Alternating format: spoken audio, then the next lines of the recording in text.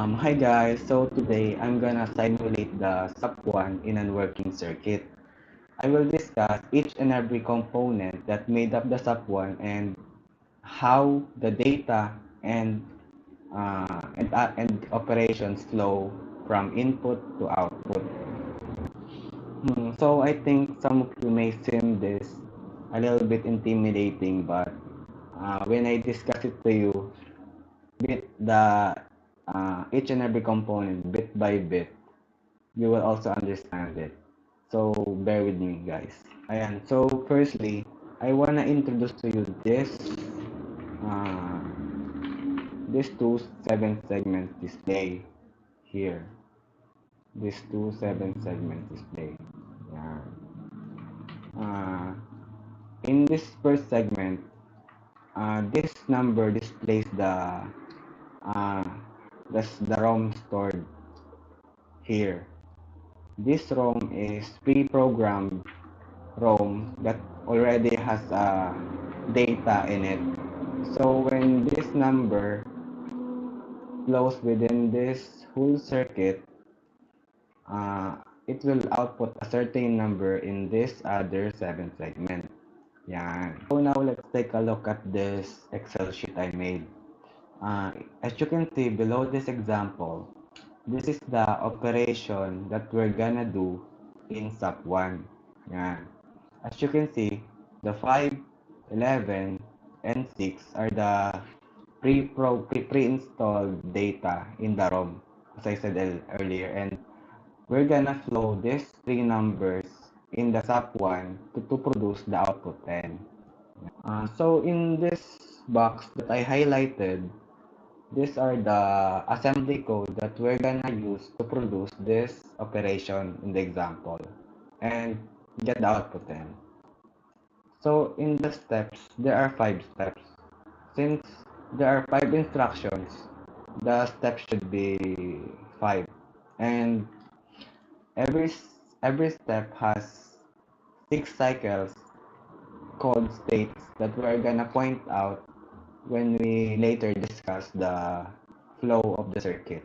So in this memory address column, there are 16 available slots in that particular ROM that we use. And the blue highlighted ones are the ones that are occupied with either the instruction or the data stored in it. The instruction section, these are the code that we use to produce this operation. Yeah.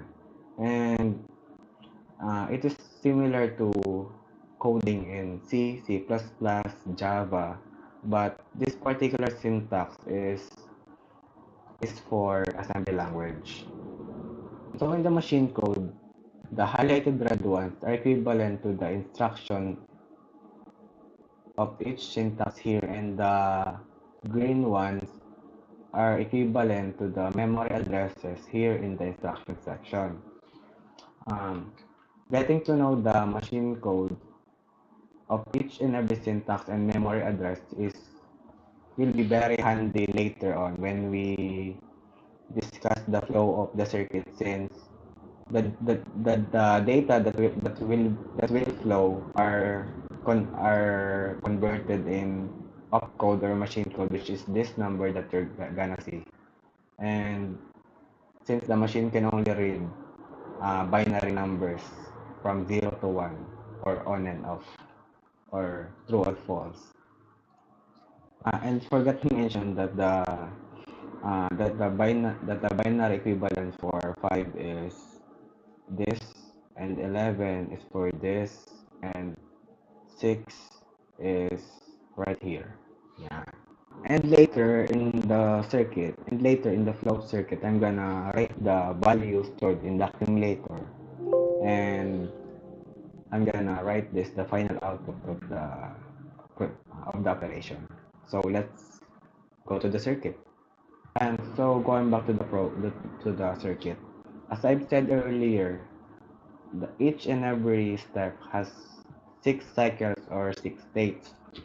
So the each instruction will flow in 6 states before executing the next one. Usually, the program counter starts at 0000 here.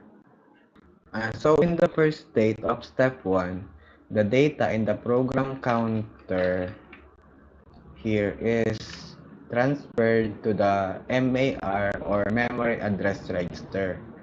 And here's the component AMR. Yan.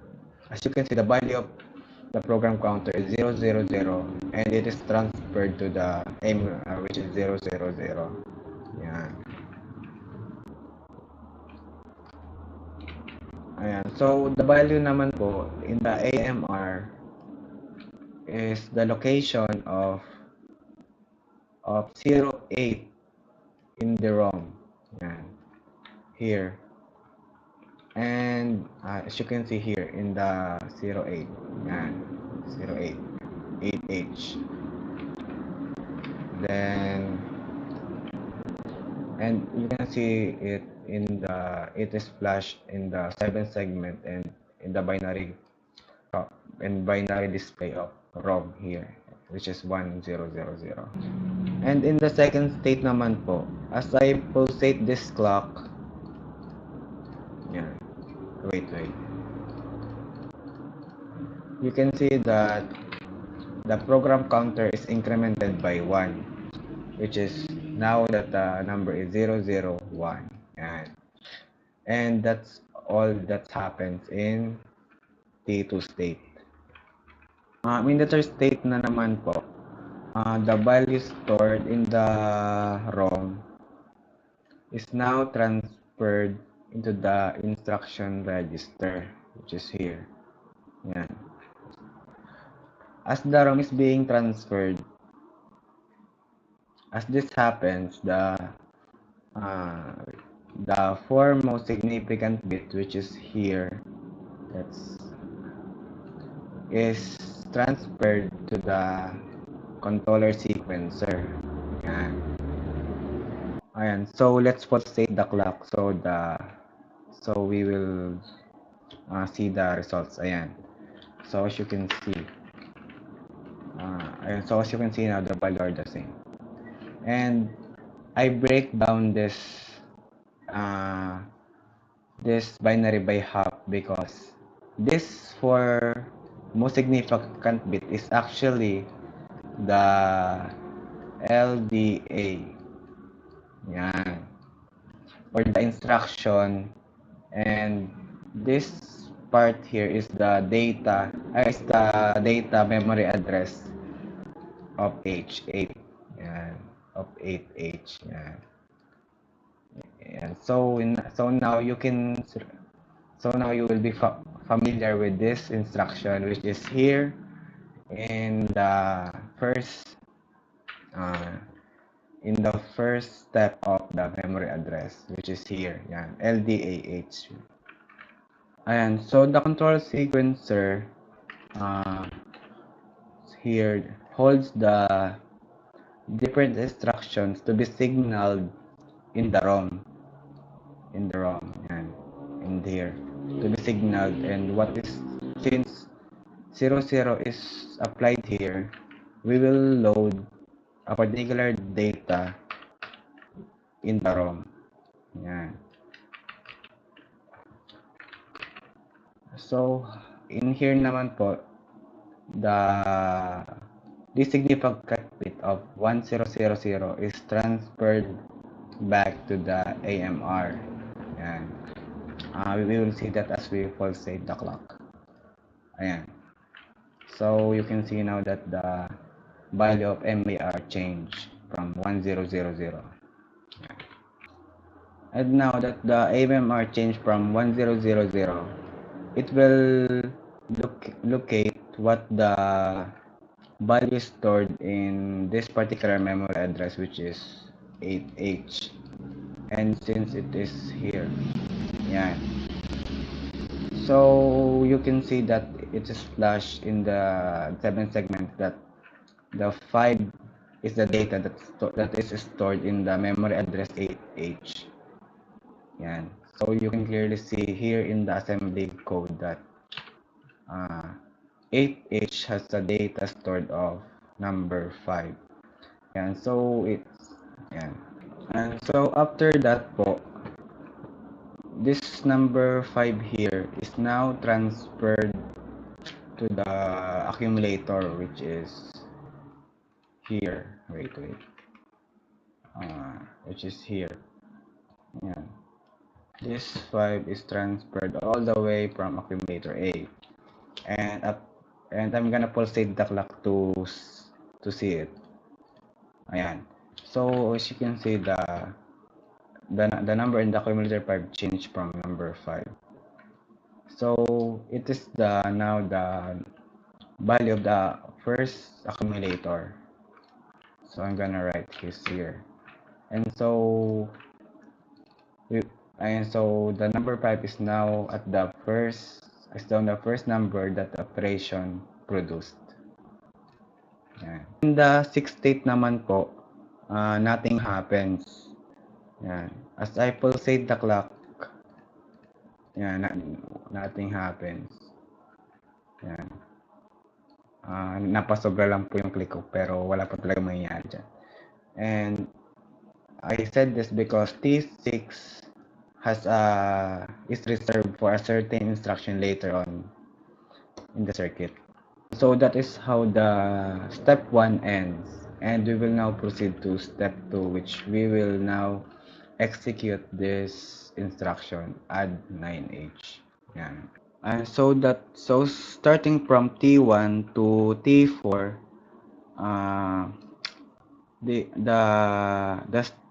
the states from there are the same as the previous steps in step 1.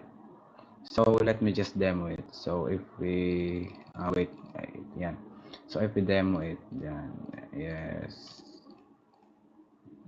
And you can see that the program counter change from 001 and the value of here as 19. And you can see here that the output from the ROM is transferred from the input register, and as I break down it, the value here is transferred to the controller sequencer, and here from the MAR is transferred to here. Yan. So the equivalent for 0001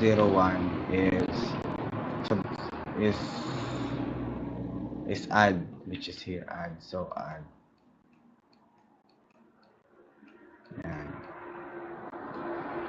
And this controller sequencer here will signal add instruction to be the operand that we will use later. And as you can see here, the MMR will change to this.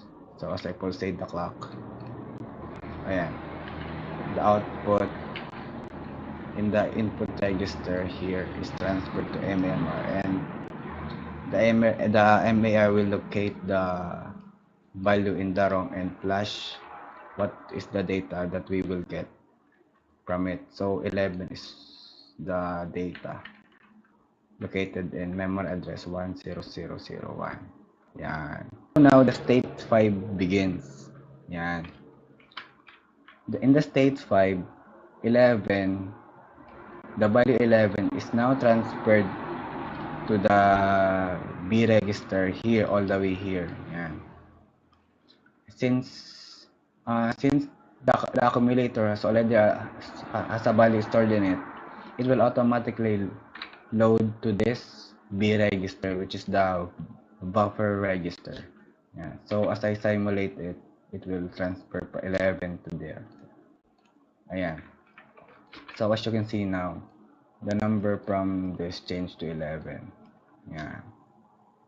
So the buffer register holds this operand that will be used and added to 5 in the accumulator stored in it. Yan. It will be added because the controller sequencer signaled the ALU to have a addition operation. Yan. And as soon as the 11 is transferred here, it will immediately perform the operation in the ALU. So it will add 11 to the value in the accumulator, which is 5. So the value will be and that value will be stored and replace 5 in the accumulator. Yan. And so 11 plus 5 is 16. So we will see the 16 here in the accumulator as I pulsate the clock. Ayan. Ayan. So as you can see here, the accumulator now holds the value 16. And to clarify po, wait, that the sixth state in step 2 is the transferring of value from the ALU to the accumulator A. So when the ALU or other subtractor finish of at adding 11 from 5, 16 now will be transferred to the accumulator A, which is here. So that is the whole sixth state in the step 2. And so now we've completed na po halfway through the operation, which is 5 and 11. And now we will begin step 3, which we will perform this operation, subtract AH. Yan. Ayan, so to begin step 3 po, since starting from state 1 to state 4 are also the same, we will just gonna go through it by the demo. Ayan, so now, ayan. So the program counter changed from 10 to and stored in the transferred in the AMR, and we get the instruction from the ROM. We will get the data from the ROM, and it will be transferred to the instruction manager, which will break and transfer the other half to the controller sequencer and the AMR. Yan. So as I pulsate yan. So now we will get the value number 6 after performing state 1 to state 4, and this transferring of instruction is subtraction. Yan. So we will signal subtraction later in the ALU to perform the operation. And so in T5 state or fifth state, this value stored in the ROM is now will be transferred in the B register, and we will perform the operation after that. Ayan. First we will simulate it. And so as you can see, the number from the B register change. The only difference here is that since the control sequencer signaled subtraction, we will perform subtraction in the ALU instead of addition. Yan. So after performing that, we will get 16 minus 6 equals 10. Yan. So 10 is the output from the ALU. And in sixth state, the output from the ALU 10 will be transferred to the accumulator A, which we will see in a second. Ayan. And so the value from the accumulator A changed from 10, and we will now update the value here, 10. Ayan, so that is whole the step 3 ends po. And in the beginning of step 4, wait, here, the state from T1 to T3 is also the same as in the previous states. So let me just simulate it. Ayan, so the program counter will start at change incremented from 1 1, and it transferred from the AMR 001.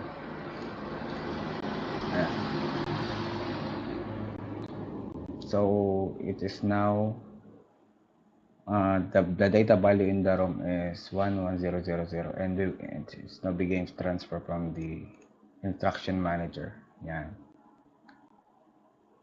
And this is where the changes begin. After we break it down, after we break the instruction and transfer this most significant bit in control sequencer, you can see that this instruction is equivalent to output register, output instruction rather. And since output is executed in the signaled by the controller sequencer, this will transfer the value from the accumulator A, which is 10, to the output here out in the output register, and we will finally see the value that will be outputted here in a 7-segment display. Yeah, so after I simulate it, yeah, so after pulsating the clock, the value from the accumulator A change is transferred to the output register and it's now converted into a 7-segment display, which is number 10. Yeah, so this is the final output of the operation. So let me just change it. So let me just write the output. Yeah. Yeah. So as you can see, the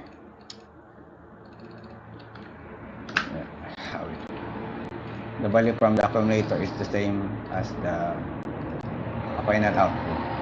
In 5th state and 6th state, nothing happens because there are no other operands to be executed. Ayan. So as I pulsate the clock, nothing happens. Proceed to the last state, which is the which is the state 5, which is we will halt now the application to stop from working. And the state from here, from state 1 to state 3 are still the same, since by simulating it, it will just increment the program counter and transfer the value of that from AMR and get the location of what address will be stored, and data will be transferred, and the ROM will be this kind of number 11111, and this value in the ROM will be transferred to the instruction register. Yan. And since this most significant 1111 is equivalent to halt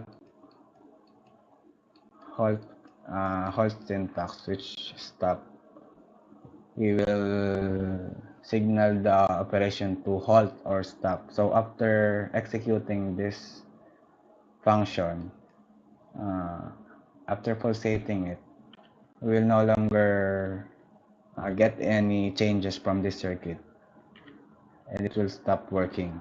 Ayan. So as I pulsate the clock, nothing happens, even if I pulsate it a million times or 100 million times. Yan po. Ayan.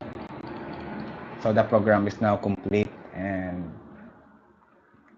the value and we perform, and the procedure is a success. So we get the output 10 and executed every part of the program smoothly. Yeah. So thank you for listening.